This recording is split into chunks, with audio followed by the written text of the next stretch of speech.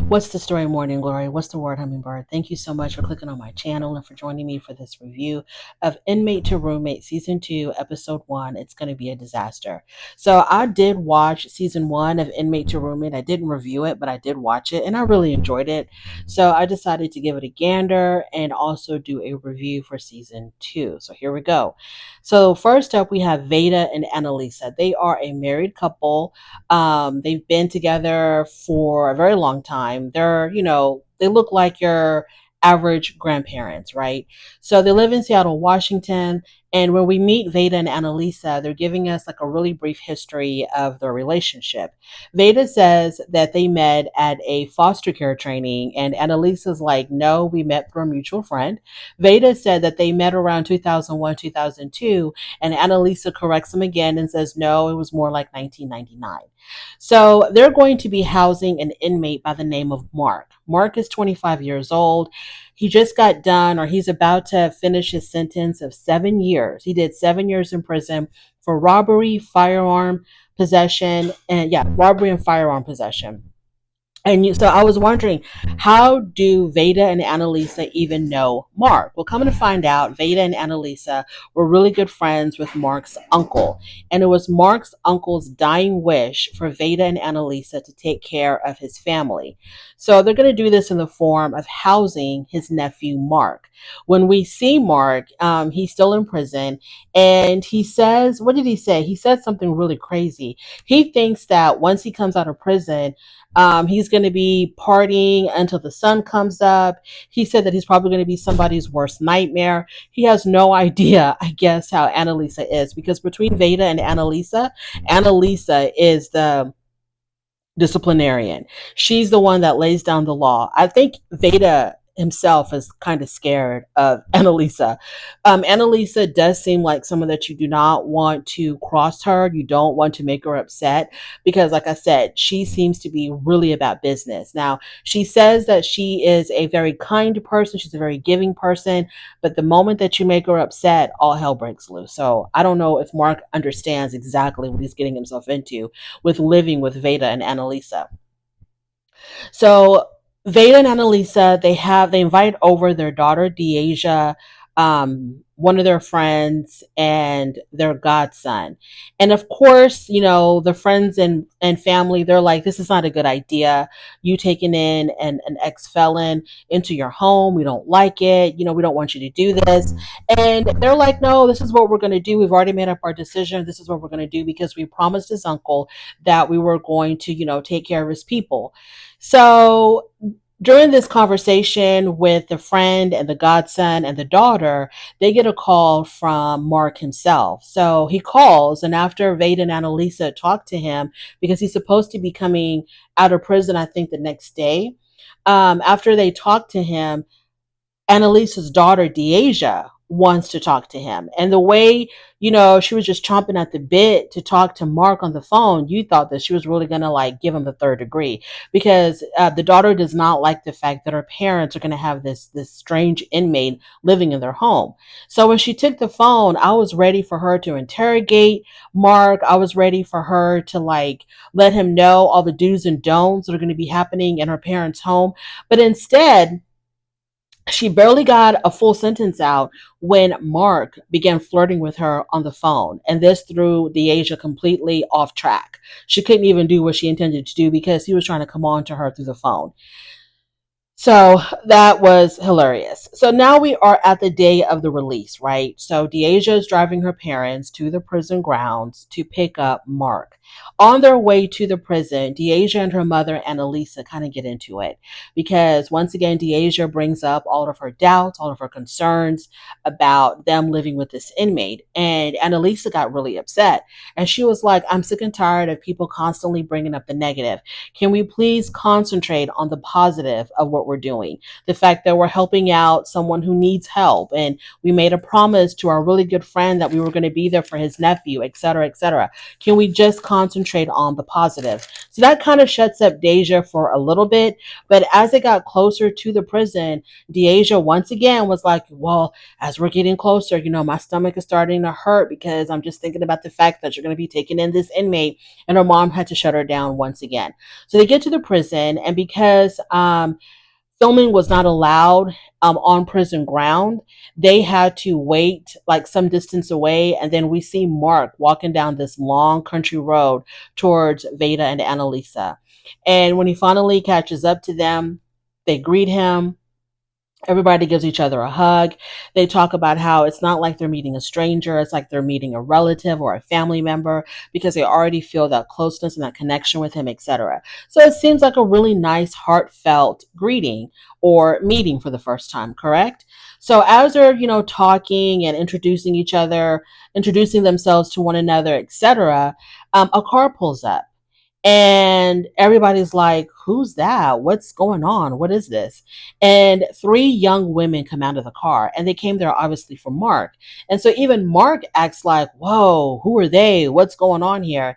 And Annalisa clocked it immediately. She was like, he wanted to act like he didn't know who these women are, but I could tell from his face and his mannerism, he knew exactly who they were. So Mark tells us that, yeah, of course he knew who they were because he had arranged for them to come and meet him up on the day of his release, but he thought they were going to get there much earlier than Veda and Analisa because the plan was for him and these three women, I guess, to get their freak on or something. I don't know.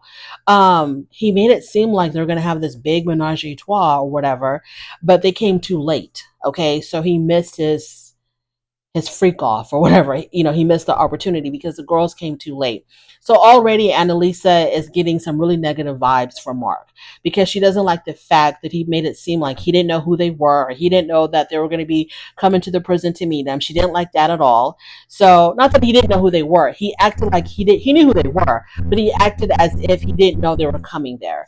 So Annalisa is already seeing some red flags with Mark, and Annalisa scares me. Okay, she scares me. And I'm not even living in her home. So I need Mark to tread real lightly, or else his stay at Annalisa's home is going to be an extremely short stay. He better have a plan B. Hopefully those girls are going to be around to take him in, because I seriously doubt he's going to be staying with Veda and Analisa for long, especially with him talking about how he could be somebody's worst nightmare and how he wants to be partying until the sun comes up. Absolutely not. Not on Annalisa's watch. Moving on to Jim and Marisol from Spring City, Tennessee. So, Jim and Marisol, they are both pastors. They have their own church, and they primarily minister to people who are down and out, it seems like, because their congregation looked like it was majority made up of people who've had some difficult paths in their lives, who are struggling with addiction, maybe. Probably a lot of them have criminal records. They've been in and out of jail. And it seems like these are people who really don't have a lot of family or friends or resources. And so Jim and Marisol, they minister to them. Now, they're going to be taking in an inmate by the name of Mickey. Now, Mickey is 43 years old. He just got done doing 10 months for failure to appear, driving on a revoked license, and evading arrest. He's been in and out of jail for the past 9 years. And Marisol and Jim don't really know that much about Mickey. And so I'm just kind of like, what is the true incentive of having an inmate come live with you that you don't know anything about? All of these roommates want to make it seem like, oh, we're just doing this from the goodness of our heart. But I really want to know, are they getting like some type of a financial benefit from the government for housing an inmate? I've been wanting to know this in season 1. So they're ministering to their church, and they announce that they're going to have an inmate by the name of Mickey come live with them. And what I thought was really funny was that even these group of people, their parishioners, who obviously look like they've been through a lot in life. Like I said, they look like some of them are probably struggling or recovering addicts, like they've been through a lot, right? Maybe some of them have criminal records as well. Even they were wary of Jim and Marisol taking in Mickey. I don't know if they knew Mickey personally and they're like, you need to be careful with Mickey, or if they just didn't like the idea of Jim and Marisol taking in an inmate. So I'm not really sure, but even they expressed concern for Jim and Marisol taking in Mickey. And I thought that was probably like a really big red flag.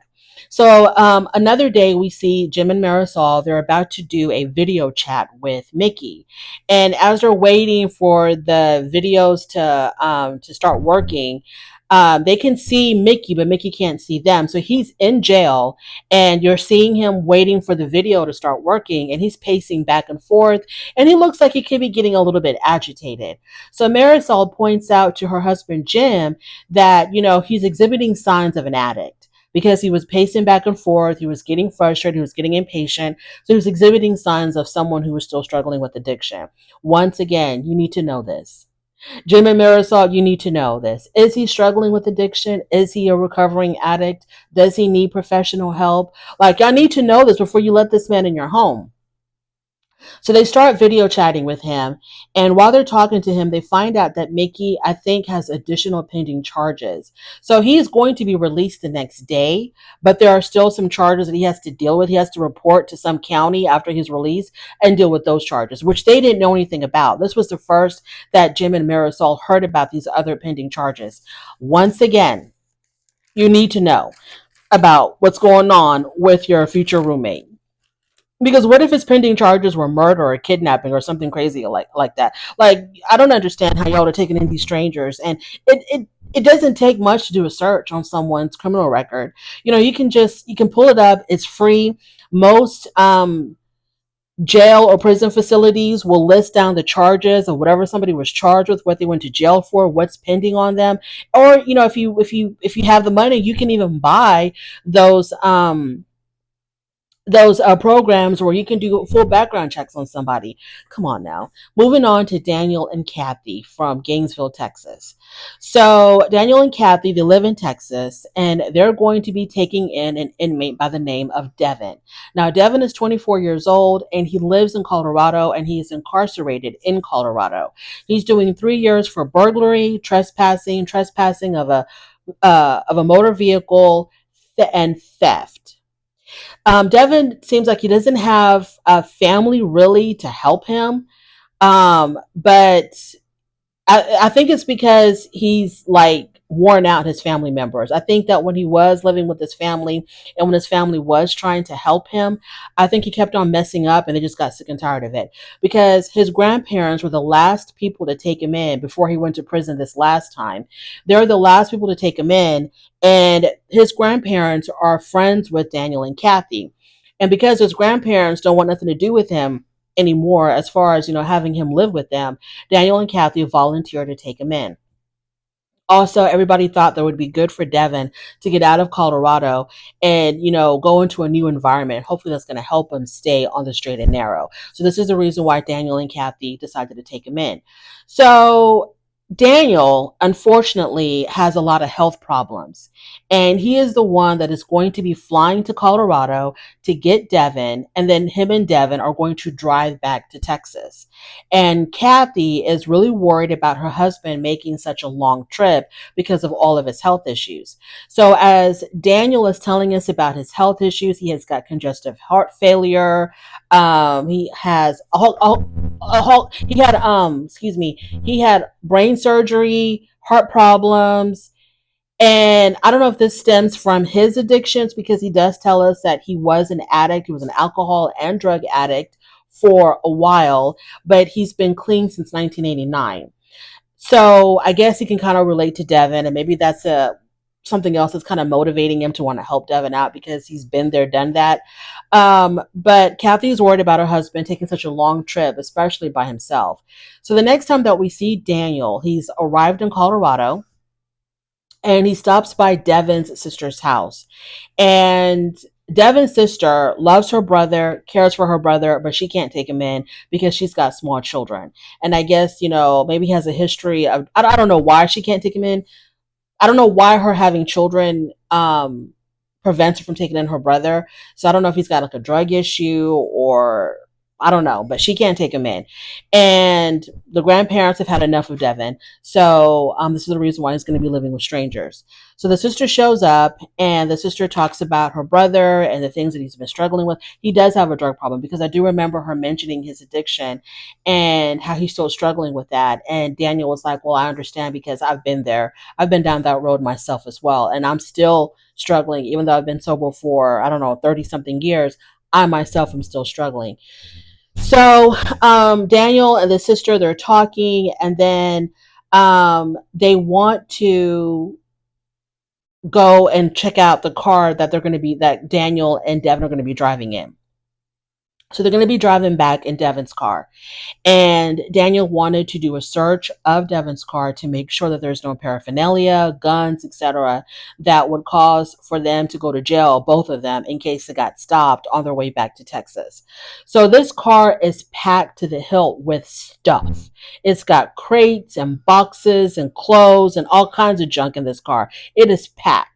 And I don't know how thorough of a search they did, because there was a lot of stuff in that damn car. They needed a drug dog and they needed a gun dog to really make sure there was nothing in that car that was illegal, because I just don't see how they could have done it, just the two of them. But they looked through as much as they can look through, and Daniel didn't see anything that worried him, so I guess the car was good to go. Daniel tells us that he has got 4 rules for Devin when Devin comes to live with him. He says he won't allow any lying, no overnight guests, no pornography, no drugs, and no alcohol. These are the rules that Devin is going to have to live by. And I'm pretty sure, even though we haven't met Devin yet, I am pretty sure he's probably going to be breaking all, if not the majority, of these rules. Because, yeah, anyway, so he doesn't find anything in the car. The car is good to go. The only thing left now is to go get Devin from the prison. So Daniel and Clarissa, the sister, they're going to be driving to the prison the next day to pick up Devin. And Devin and Daniel are going to make their long drive from Colorado to Texas. And finally, let's talk about David. So David is a 37-year-old history teacher living in Minneapolis, Minnesota. He lives by himself, it seems like. I didn't see anybody else with him in his home. And he is going to be taking in Aaron, who was 46 years old. And he just got done serving 2.5 years for sale of a controlled substance, theft, and drug possession, and evading arrest. So Aaron and David don't really, well, David tells us he doesn't know too much about Aaron. His friend Cynthia comes over, and he tells Cynthia that he's going to be housing an inmate. And Cynthia asks David, so what do you know about him? What is he in jail for? David cannot answer any of the above. So David was like, I don't know. And I'm like, that's just unbelievable. That's just so unbelievable to me. How do you not know what he was charged? You would think that if anything at all, you would want to know what the hell he went to jail for, if nothing else. And like I said, it's easy and it's free to do. But he says he doesn't know what the hell he went to jail for. He just wants to do, his good citizen duties or whatever by helping out this inmate. And we find out that Aaron has 2 adult daughters who he does not have a relationship with. And Aaron tells us that he's hoping that once he's released from prison, he can rebuild his relationship with his kids. So now it's the day of the release. And David goes to the prison to pick up Aaron. And Aaron says he doesn't know a lot about David. David doesn't know a lot about Aaron. So you're going to have 2 complete strangers sharing one home. So this is going to be really interesting. And so Aaron kind of sees David as a goofball. He doesn't really take him that seriously. Kind of sees him as a goofball. He probably even sees him as someone who can be his next victim, someone he can take advantage of, because David just seems that naive. He really does seem naive. And so there's not much to say other than, he picked him up from the prison, and, they introduced each other to them. They introduced themselves to each other, and they're on their way to Aaron's house. And so this first episode is just like an introduction of some of the people that we're going to be seeing this season. So not much really went down. Last year's Inmate to Roommate, I think the majority of them, it kind of didn't, the living situation didn't work out. So I'm anticipating this season as well that the living situation isn't going to work out. So we'll see what happens. But yeah, we'll just see what happens. Thank you so much for joining me. I really do appreciate it. On your way out, please don't forget to rate the video if you like this content. Please subscribe to my channel, and I'll definitely talk to you later. Bye.